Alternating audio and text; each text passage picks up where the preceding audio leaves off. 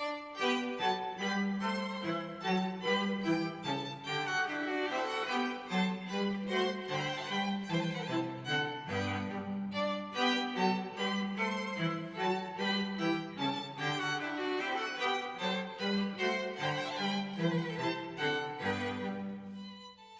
to Books of Our Time, produced by the Massachusetts School of Law and seen nationwide.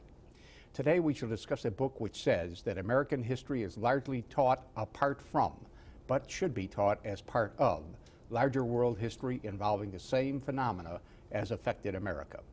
The book is A Nation Among Nations by Professor Thomas Bender of New York University. Professor Bender is with me today to discuss his book, and I am Lawrence R. Velvel, the Dean of the Massachusetts School of Law. Tom, thank you for flying up this morning from New York to be at luncheon on this program and to speak tonight at our book night. Thank you. Let me start by saying that you believe American history is too often taught and learned and understood only in isolation from relevant similar history of the rest of the world, and you believe our history should be taught as a part of the rest of the world's history. Maybe you can elaborate that just a little bit and also say whether you think that this more cosmopolitan, as you call it, approach to history would stand us in better stead in the world. I think indeed we have used the nation state as the container, so to speak, of history. This goes back to the founding of the professional writing of history, which grew up with the creation of the modern nation state. And history's role was to make national citizens out of peasants, immigrants, whatever kinds of materials were available for these new nation states in the 19th century. So it's built into our method to some extent, the notion that the nation is the natural container of history. But our Excuse me, can I interrupt? Yeah. I hadn't heard this before, but you're really saying that history was used as a deliberate vehicle for promoting nationalism or national feeling or the nation state. That it almost sounds propagandish, although I realize it's not. But it was something very deliberately used for a very deliberate purpose. Oh, absolutely. And this is the school systems of all nations have national histories. That it is one of the things about a nation and nationalism is that people should share a certain memory, a certain sense of who they are. And history played that role in the creation of modern nation states. History is not the only discipline. The humanities in general are very oriented toward the things that these nation states needed. They needed an identity, which history could supply, the sense of a common history. They needed a national high culture, which the other humanities disciplines ratified, so to speak. There is English literature, there is French literature, there's American literature, and it's good.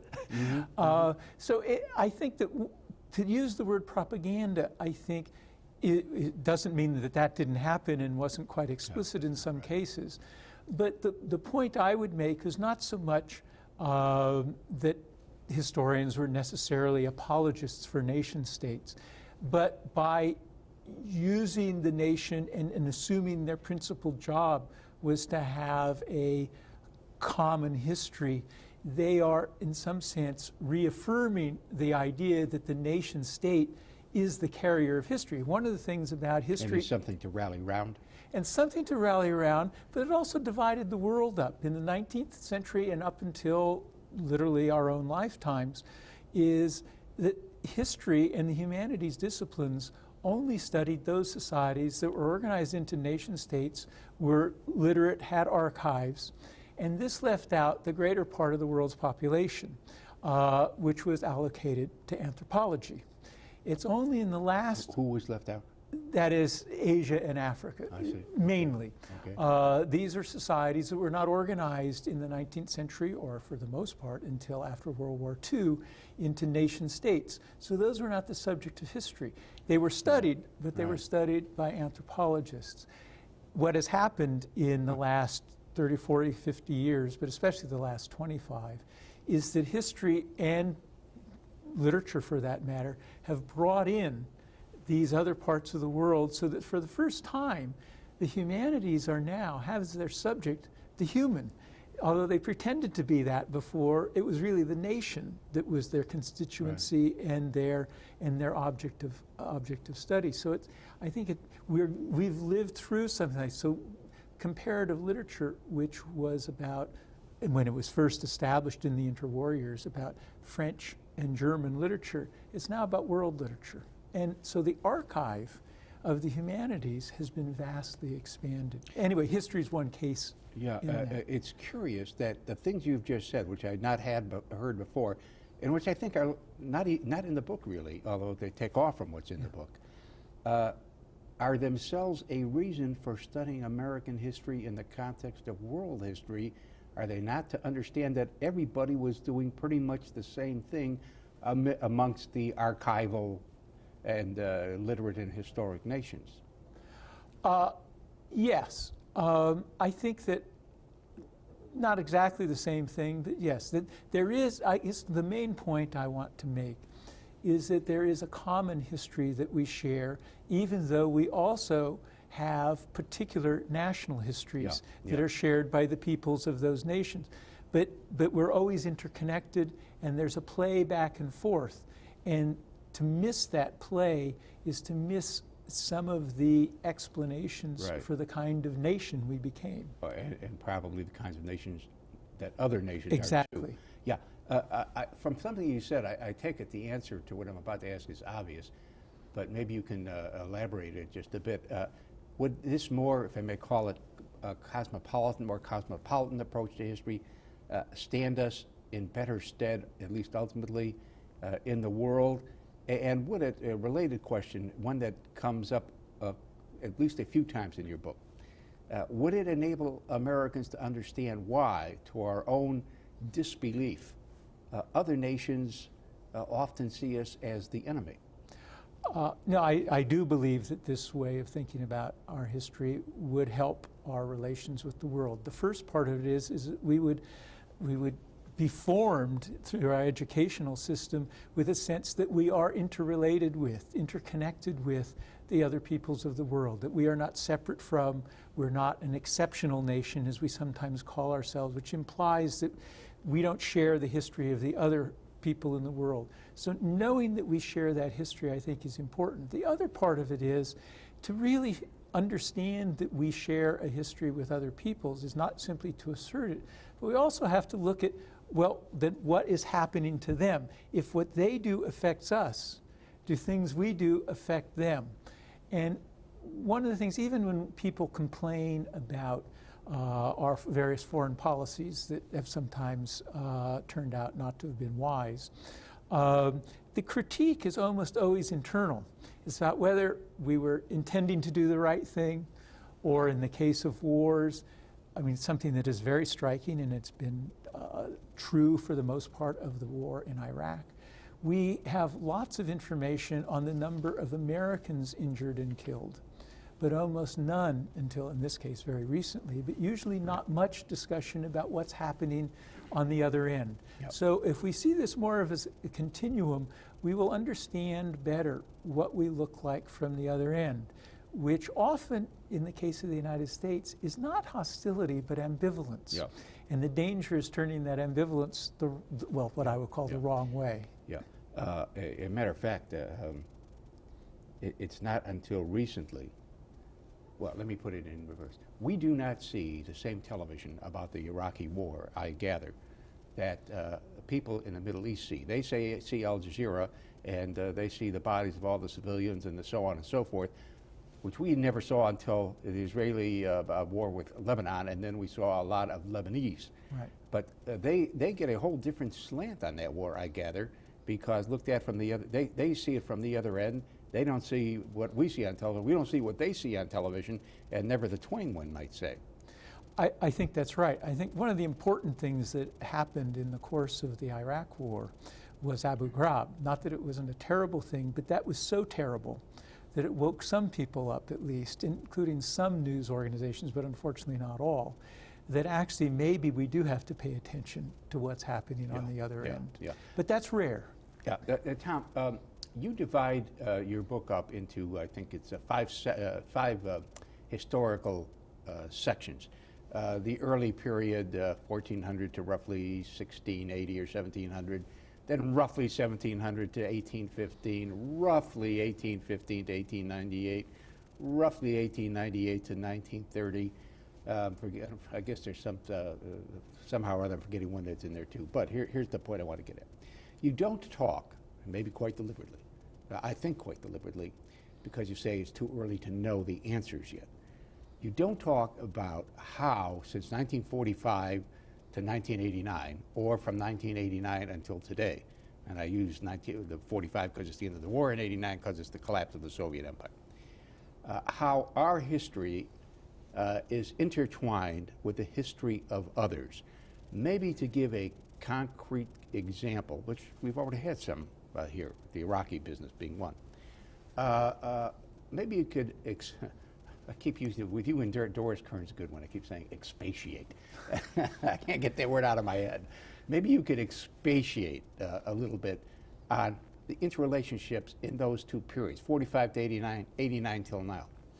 Well, I think that, well, first to remark on the first point you made, it was intentional.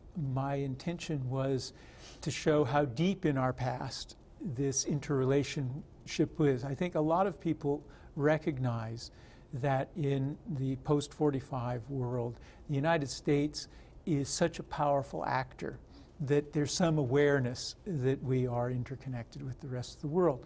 It tends to have always been on our terms, and I guess that's the key thing. I mentioned this notion of American exceptionalism, and this is a concept that goes way back in our history, but it becomes especially pertinent and intense in the immediate post-war period, the early Cold War. And there's something very paradoxical about the notion of American exceptionalism as it played itself out after World War II, and particularly our investment in modernization of what was then called the Third World. And that is, we're exceptional. That is, we don't share the experience of all you other more or less unfortunate folks. Experiences which we think are basically bad. It's basically bad. Our society is just fine, and everything has been worked in there. There are even those who suggest that it might have even been God's plan that ours worked out the way it is. But so we've taken ourselves out of the history that we might share with them by that move. The second move is, though, that we are the model toward which you aspire and toward which you inevitably will have to come to. Right.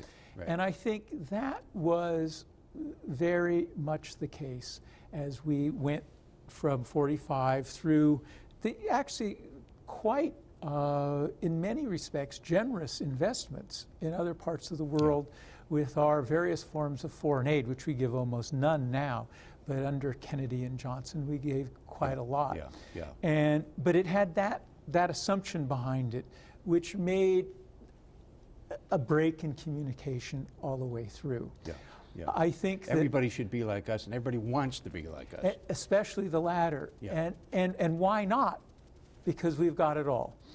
And I think that that's one of the things we have to understand a little bit differently. And I'm not sure, well, it's quite clear. There are people who don't wish to be like us? Well, this is what we hear from our current president, that they hate us because of our freedom. I don't think that's true. I don't think anybody thinks that's true. He just keeps saying it even though it's not. Well, that I think is true too. And I lost what I was going to say, but I guess the thing is, Karen Hughes made a listening tour of the Middle East, but she seemed mostly to speak rather than listen. And I think that we are very, very bad listeners because the Al-Qaeda in particular has been quite explicit about what they dislike about American society. Never wants our freedom. What has been the relationship or the interrelationship of America and, say, Latin America, to take it out of the Middle Eastern context, but the same applies in Middle Eastern context, with regard to financial and economic matters, particularly regarding what has been done by the IMF and the World Bank and such like? Well, the IMF and the World Bank are basically creations of the post-World War II settlement, which the United States largely dictated. and that the Soviet Union decided not to take any part of, which made it even more a U.S. proposition. And this fits into a longer history of American foreign influence, or even some people, including me, would call it American empire. And that is, rather than trying to advance our interests through imperialism, colonialism, taking territory and ruling directly, our real interest has always been financial trade and the like. And the IMF and the World Bank basically compelled Latin American nations to make what they called structural adjustments, which are basically some form of neoliberal economics, which would include privatization, open markets. Privatization and open markets are a God-given gift to American finance and American industry. And so, on the one hand, although it's posed as a universal and just good business practice and good banking practice, which it may well be good banking practice, although I'm not sure of that, but it's not really a universal. It's not really the only way to do business. Right. You know, it seems to me that from what I've been reading in the last couple of years, by demanding high interest rates, paying off deficits, right, which the United States seems to be unable to do, but high interest rates, paying off deficits, open markets, less regulation. What has happened is in a lot of these third world and less developed countries, the already small business class has been put out of business as the large companies from America and England and the rest of them come in and take over. Small farmers have been put out of business, and millions upon millions of people suffer terribly, and they don't want this. And that may be one of the reasons why Chavez is so popular down there.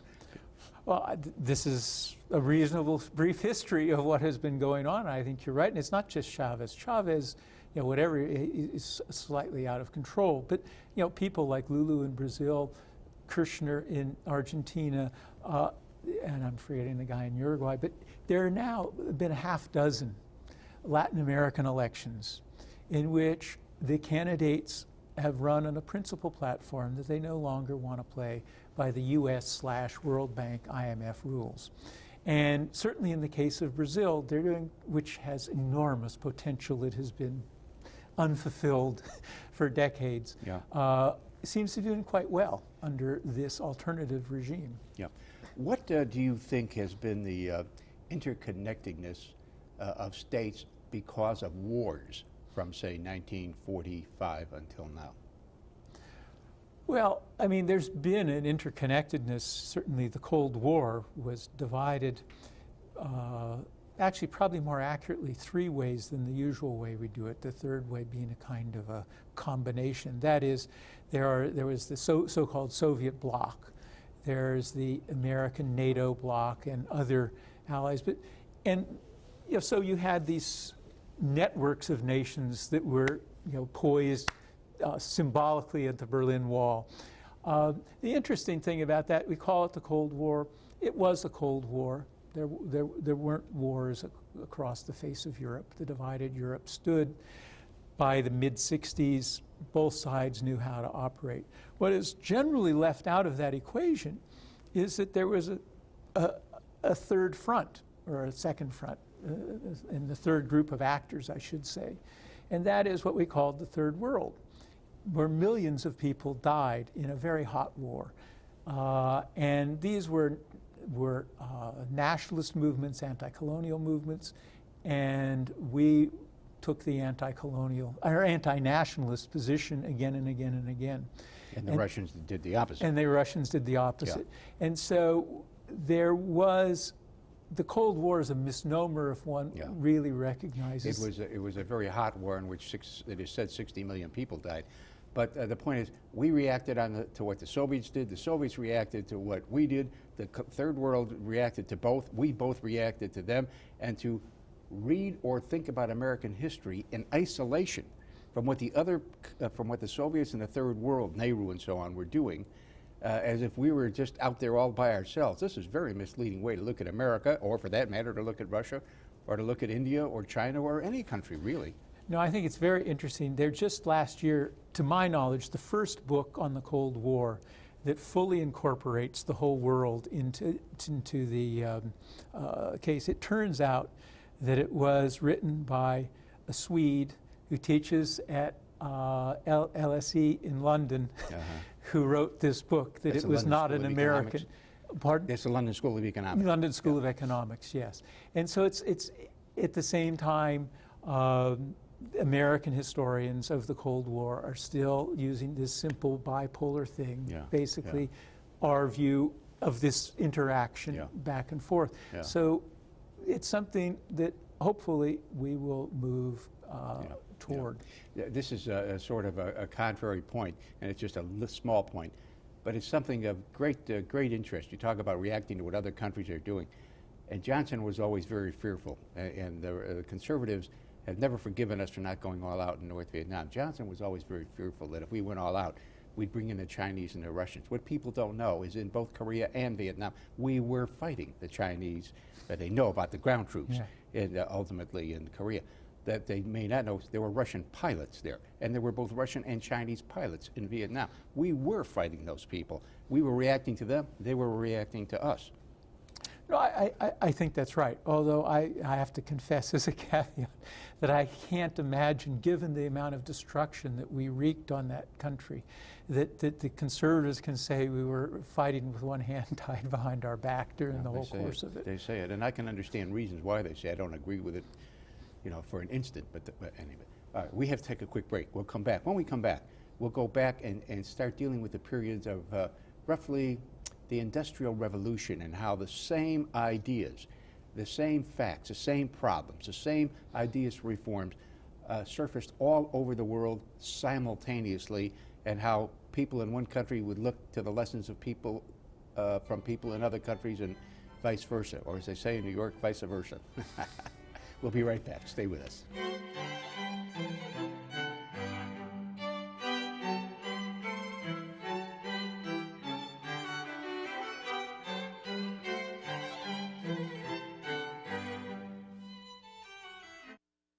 Welcome back. Tom, let's go to the period that you call in your book, Global History and America Today. Now, why don't you talk about how American history fits with global history in that period, which was, among other things, a period of industrialization, globalization, rise of the middle class, rise of the factory system, labor, etc. Well, there was a common history that was shared by the industrial nations of the world beginning in the 1870s, perhaps more intensively by the 1890s, in which there was an interconnected global economy. Part of it, which I'll bracket, was the colonial empires, which were mostly extractive industries, but the other productive industries and rapid growth of cities was a worldwide phenomenon. A book on the statistics of cities by a man named Edna Weber, published in 1899, said the most prominent fact of the world today is the massive movement of people into cities, particularly large cities. They grew like topsy. Like, Chicago went from nothing to about a million people. Oh, and that was just symptomatic. No, it's hard to believe how fast.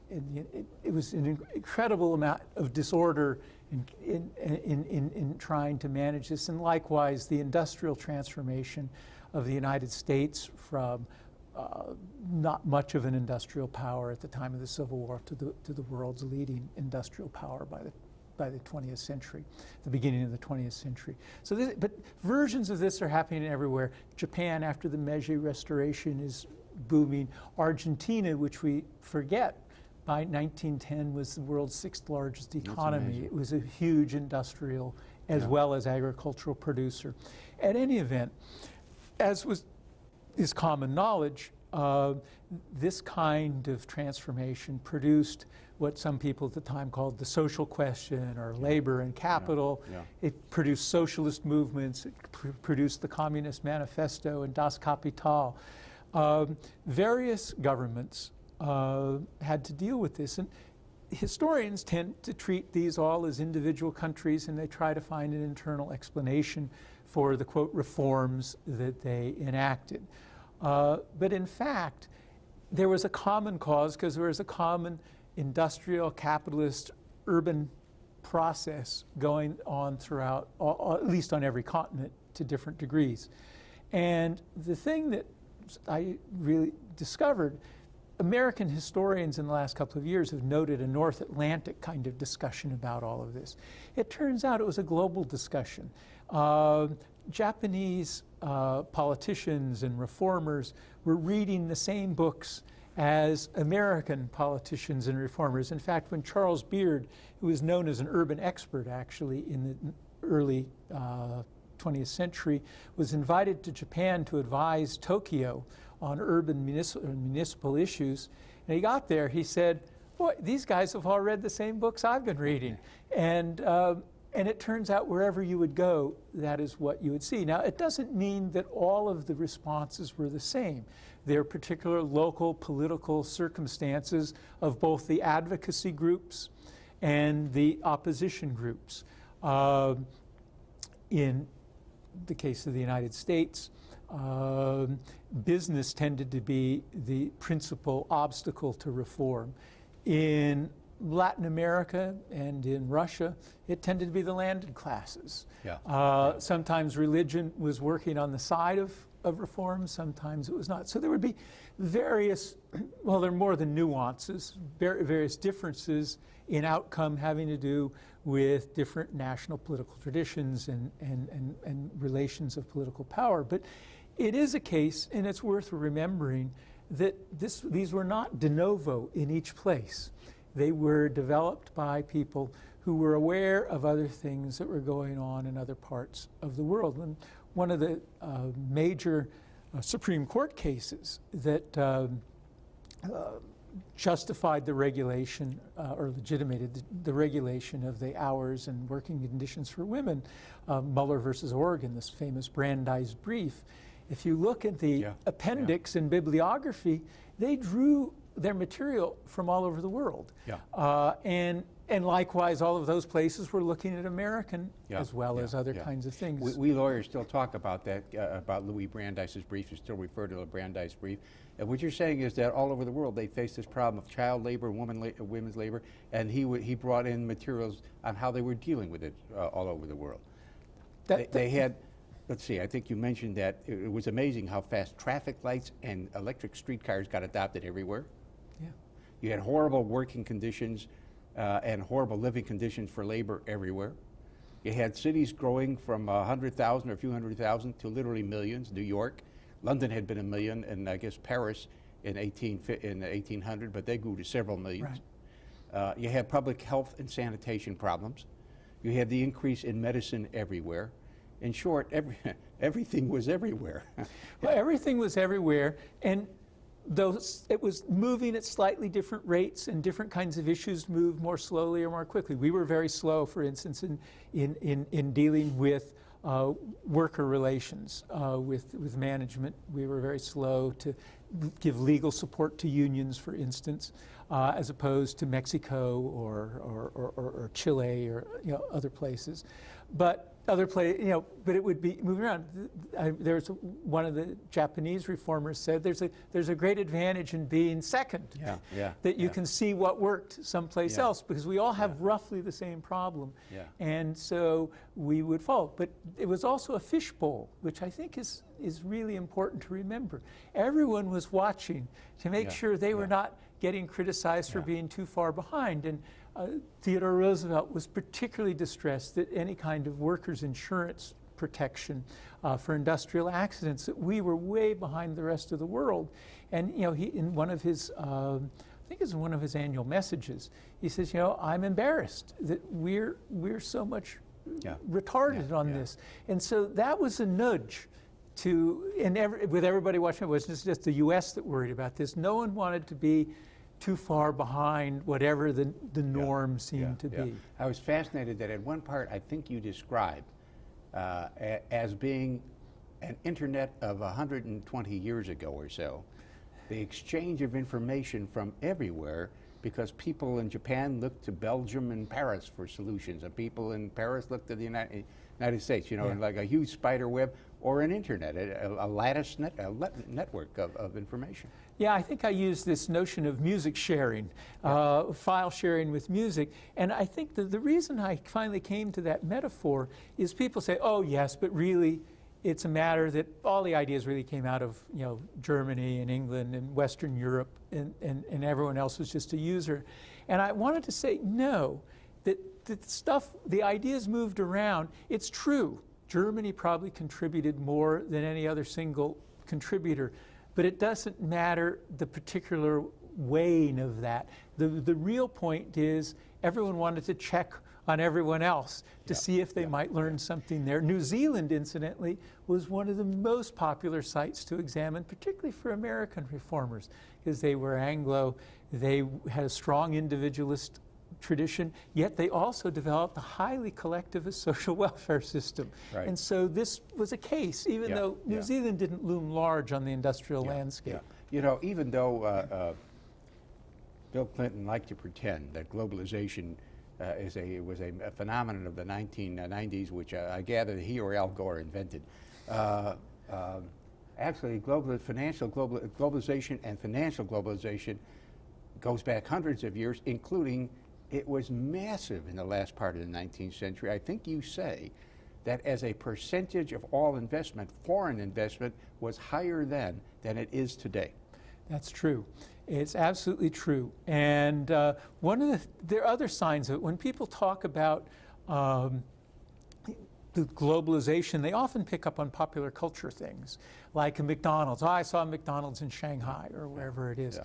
If you were to look at the Astor hotels in the 1890s, you would find them, and some of them still exist, every place. The New York Life Insurance Company had on its stationery the most international life insurance company, supervised by over 80 different national governments. Oh, really? And this is in the 1890s. So we do have, as a culture, have a kind of amnesia. There was also some massive change from the 90s. The really interesting question is not to discover, well, it's not a question. The interesting thing is not to discover that there was globalization in the 1890s. Given all of the revolution in transportation and communication in the second half of the 19th century, that shouldn't be surprising. What should be surprising is where did it go? And it seems that it was World War I, the rise of intense nationalist and even fascist regimes that were much more isolating themselves from these kinds of international relations of all sorts, except through war, as it turned out. So then it's a restoration that we have witnessed in more recent decades. You pointed out here, you pointed out in the book, that even though the same phenomena were affecting everybody and everybody was looking at everybody else, different nations kind of went down somewhat different paths. Why don't you, for example, contrast the German experience, 1870 onwards, with the, let us say, the U.S. experience? Okay. Well, the German experience is the most interesting comparison, because the German movement in dealing with industrial capitalism and urbanization and the like was done under a very conservative regime. Bismarck was a social conservative, but produced a social welfare system. And what he wanted to do, as he basically put it, he wanted to steal the thunder from the socialists. His weapon against the socialists was to give under the auspices of the German Empire, as opposed to a communist regime, the things that workers were demanding, and in fact he recognized actually needed. And he actually felt that this would strengthen their commitment to the nation state he had been so instrumental. Medical insurance, unemployment insurance, old age insurance, all these things are established in the 1870s in Germany. In the United States, none of these are established. The United States comes very slow to all of these reforms, and we haven't gotten medical yet. Yeah, right. We don't have universal medical insurance. We don't have universal medical insurance or state, supported medical insurance. But it's interesting that others in Germany at the time, in the German universities, were developing a kind of theory that gradually influenced American reform and was behind the American progressive movement. The German historical economists, who, for different reasons, were very supportive of what Bismarck was doing. They argued that we don't have to have a big philosophical discussion about all of this. If workers are being injured on jobs, we got to find a way to deal with that. And so they started, promoting the argument of some kind of industrial accident insurance, workers' compensation, things like this. And Americans started reading this, but they started reading it in a particular context. The real leaders, and the most important was the economist Richard Ely, was a Christian socialist. So he put all of this not in Bismarck's conservative framework, but rather a Christian socialist framework, and gradually changed some of the ways in which the American economics profession, which had been wholly supportive of a laissez-faire move, to provide some space for certain interventions, mostly, I must say, not for male workers, who came very slow. We were very slow in supporting trade unions and the like, or providing legal solid foundation for them, but much better on local domestic environmental things, housing reform, particularly most famously the 1901 Housing or Tenement Act, things having to do with children, playgrounds, clean milk, things like would this. Would it be fair, would it be accurate to say that Ely put it in, as George Bush has been doing, a semi-religious, semi-moral context? Oh, it was unquestionably not a semi-religious. He called himself a Christian socialist. And I mean, this is an interesting thing today, since you bring up Bush. We've come to think of religious evangelicals and religion in general as sort of pointing in a conservative direction. Both today and in the past, there are also Christians who feel different. They read a different part of the Bible, the part that talks about the poor. Yeah, the civil rights and the abolition of civil rights business. Yes, and going back even farther, the abolitionists. So there is a very progressive religious tradition in this country that has been somewhat eclipsed in recent years. Would it be fair to say, Tom, that to an unfortunate extent, what happened in Germany was that all of these rights and benefits went to working men in the name of exalting or empowering an authoritarian government, first the Kaiser, then Hitler. In the United States, we didn't get those in the interest of our particular concept of freedom. We didn't get them until much later. And then I guess after the war, we learned from Germany, Germany learned from us, and there was the two kind of came together more. Is that at least reasonably accurate way to look at it? I'm not sure I'm getting exactly along what substantive area. We had more freedom, the Germans had more benefits. I see. So, yeah, I think that, well, certainly that's true. The state was much more dominant in Germany. We have this individualistic tradition that, as I think I said in the book, may well have protected us as one of the few industrial nations that in the interwar years didn't fall into fascism. And afterward, I mean, today, I think you'll find the German state among, not liberal in our narrow political party sense, but in a broad sense, very protective of rights and freedom. Yes, I think that is true. I think you also said in the book, and I certainly would think it's right if you did, that the way we reacted, the way New Zealand reacted, the way Britain reacted, Australia, by maintaining greater freedoms. Of course, they were more, quote, unquote, socialistic than we were. Yeah. But that is sort of a legacy of the British Empire, which countries like, for example, Germany did not have.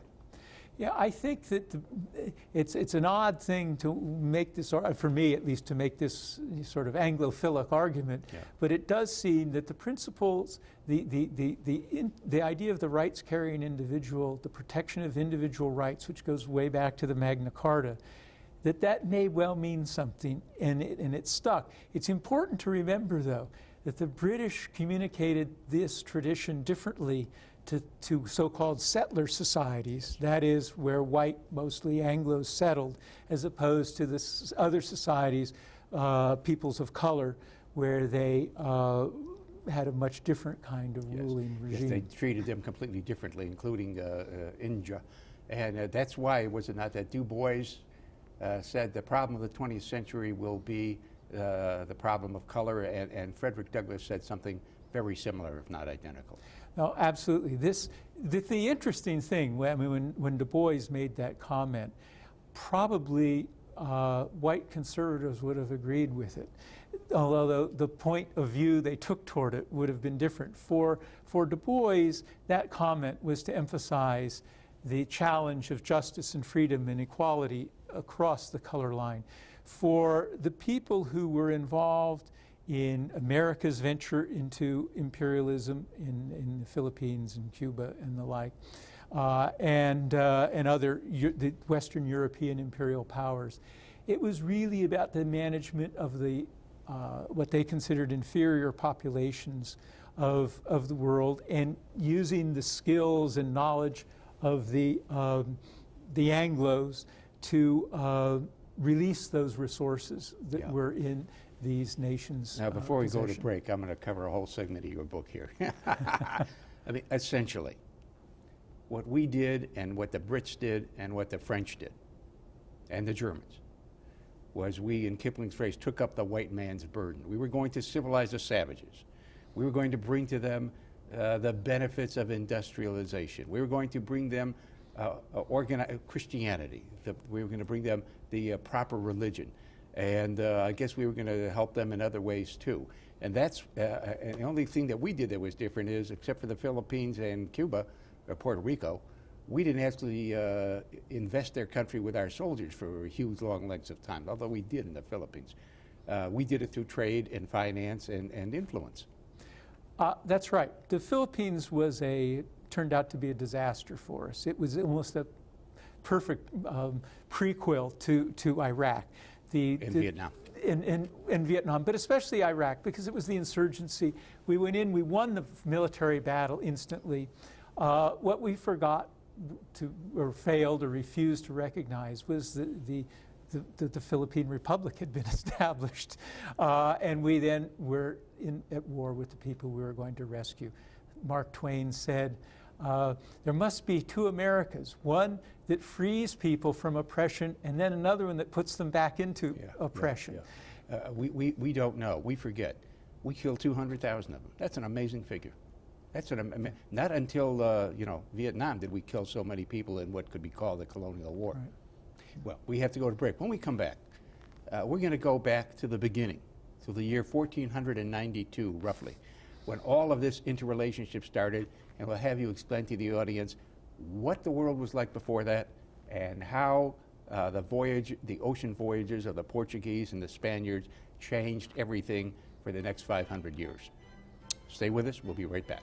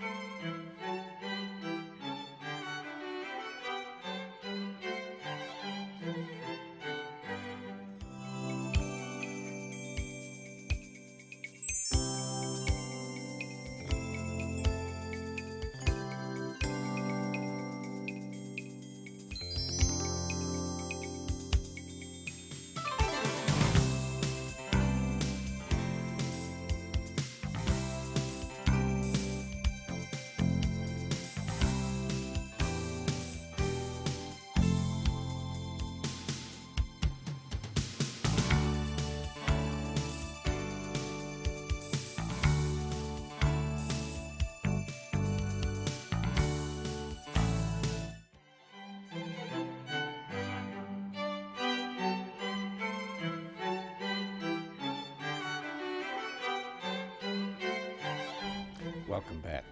Tom, tell us what the world was like from the time of, I gather, the Mongol Conquests, which were in the 1200s or until 1492, and why the Portuguese and Spanish explorers, Columbus, Diaz, I don't even know all the Vasco da Gama, Prince Henry the Navigator, why all these people made a huge world-shaking difference in the way people thought about the world and life. Well, if we talk about, well, just generally the pre-Columbian period, the world and the globe were not one then, actually. The world was the Afro-Eurasian landmass that surrounds the Mediterranean. The Western Hemisphere was not there. And it was assumed that that was the whole world. Out there be dragons. Yeah, out there be dragons, an anti-world, Yeah. the creatures you see on the top of medieval cathedrals and the like. Yeah.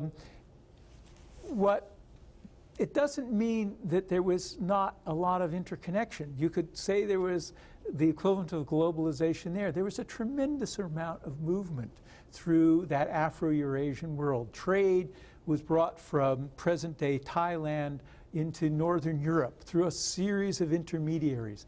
The principal intermediary... Was that the Silk... Oh, go ahead. Yeah.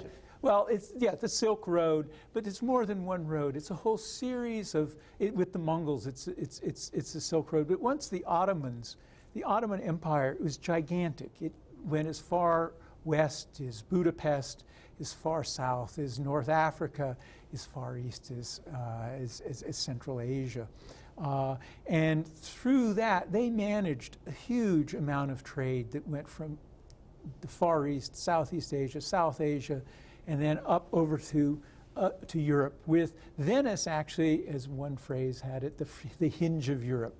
That was where the trade funneled through. That was what made Venice basically overland, but some coastal and Mediterranean. Coastal, yeah, they would be overland. They would go use the Red Sea as a coastal thing, coastal within the Mediterranean, but nobody went out onto the ocean. The ocean surrounded the outer world.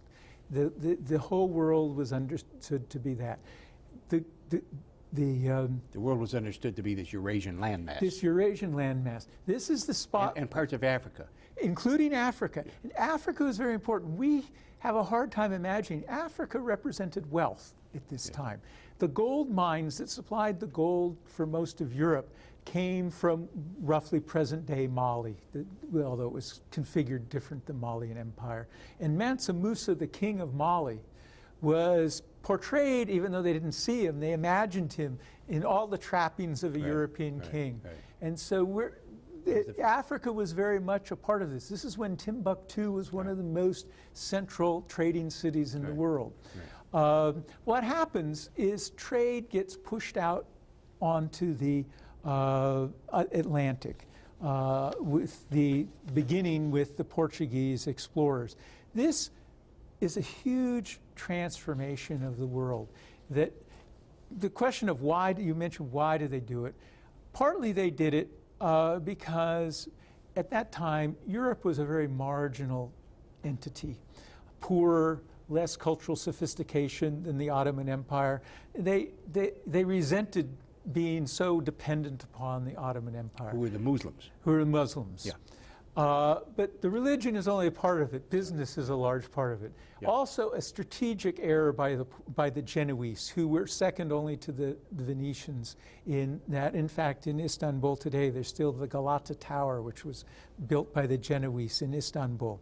The Genoese supported the existing regime when Mehmet II conquered Constantinople. They backed the losing side when the Ottomans took over the city and really consolidated the empire. And so they started looking for alternative business. They had a lot of capital. They went to the Portuguese. They started moving the Portuguese out. Genoese sailors helped teach the Portuguese. And as you know, Columbus was a Genoese also. Anyway, this gradually, over a long period of time that doesn't end until World War I, is there's a collapse of these land empires that had profited from this overland. And the energy in the world economy shifts to the Atlantic world. But it does that only with the help of China. We leave out China all the time. The thing is that the first great riches to be found in the New World was silver, untold amounts of silver. If there had not been a market for that silver, it would have lost value.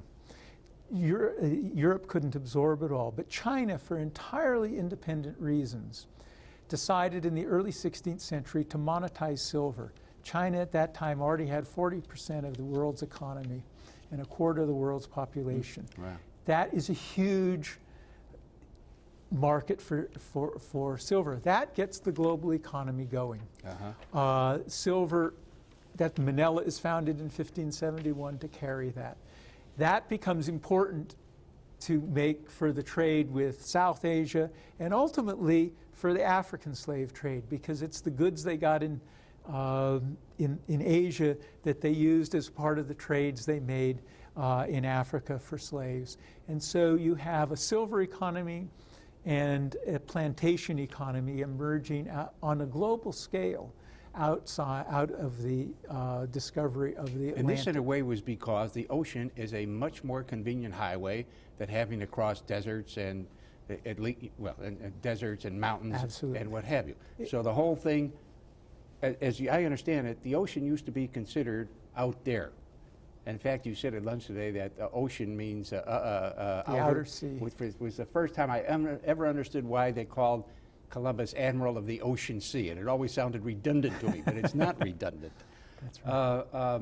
So that changed everything, and ideas began, not only commerce, but you point out that ideas and the multilingual people began spreading around the world. Yeah, one of the things that we forget, the early stages of this opening up of the ocean as the connector of the continents was that it required all kinds of intermediaries, and in fact, quite central in the Atlantic part of all of this were Africans or Luso-Africans, who were products of mixed relationships between Portuguese men and African women, who were multilingual, bicultural, and for over a century, these Atlantic Creoles lived lives as entrepreneurs, not only on the African trading posts where it's obvious they might play a role, but even in Europe and the New World. Lisbon in the middle of the 16th century had 10,000 Africans, all but 1,000 of them slaves, but many of them operating in a completely different way than the plantation system of gang labor, which would be established with sugar plantations. There were 10,000 in Mexico City a little bit later in the century. So you have, it's a good example to follow this with more time than we have right here. When people talk about the social construction of race, how a particular group became racialized and identified as having only one characteristic, that is a slave or a potential slave. Yeah. So Africa, which had been the source of fabrics and gold and other things, became a source of humanity. Why don't you just briefly explain, Tom, which you do wonderfully in the book. You know, slavery we have always had with us from biblical times. But you point out that the nature of slavery changed much for the worse because of the rise of the sugar plantations and the associated gang labor, to the point where people died so quickly that in 1800, I think you said by 1800, 11 million Africans had been brought to the Americas, and there were only 2 million Europeans that had come to the Americas over the course of time. Explain the nature of how slavery changed because of this circulation around the oceans. Okay. Well, traditional slavery in the Mediterranean world, both in Islamic and to some extent Christian slavery, was mostly domestic slavery. People worked, you know, in households, or they worked in various crafts. They were unfree in the sense that they didn't control their bodies and their income or anything, but their daily life, they got up, they went to work, whoever they were working for. It's just that they did it forever. They didn't get much recompense. Although in the Ottoman Empire, slaves sometimes acquired great power. They would be principal advisors to the Sultan and be considerably powerful people. But the change is with the introduction, with one exception, in the area of what are called the salt flats at the Euphrates, which is now part of Iraq. There was no gang labor until the sugar plantations. First in the western Mediterranean islands, then the islands off the coast of Africa, and then especially in Brazil and the Caribbean, in which you would have plantations with hundreds of slaves working in what were really an industrial kind of condition. Incredibly dangerous work, and grueling work in which masters felt it was cheaper to replace a slave than to slow the work pace. And so there's this huge destructive thing. So the ambiguities between slave and free, black and white, that had been characteristic of the earlier form of slavery, now there was just one identity. Everyone did the same kind of work, and one did it under total control. And no longer could a slave hope to become free or powerful. And in fact, as you point out, I wish we have to wrap it up, but as you point out, when the black people of Haiti, under I don't know how you pronounce Louverture's name, Okay. when they successfully rebelled against the French, this was regarded as a disaster by the American white South, because the concept that people whom the white South thought about only in this racialized way, not in the previous way of the 1500s and 1600s, that they could overcome the great French army. This, the South thought, was the living end, and they had to really repress free speech, free thought, repress slaves, well, et cetera, et cetera. Well, absolutely. As one Haitian anthropologist, Michel Rolfe Trujillo, has put, it was unthinkable even as it was happening, the Haitian Revolution. And we've largely forgotten it and masked it. In recent years, it's starting to become noticed. Well, it was repressed, according to what you are saying. We repressed it from our history books. That's right. Yeah. Well, thank you very much for coming up. Appreciate it very much. Thank you. I wish we had about another half hour. We could have covered a couple of more periods in history, but I think the basic point has been gotten across. I hope so. To the audience, thank you for being with us. Be with us again next time.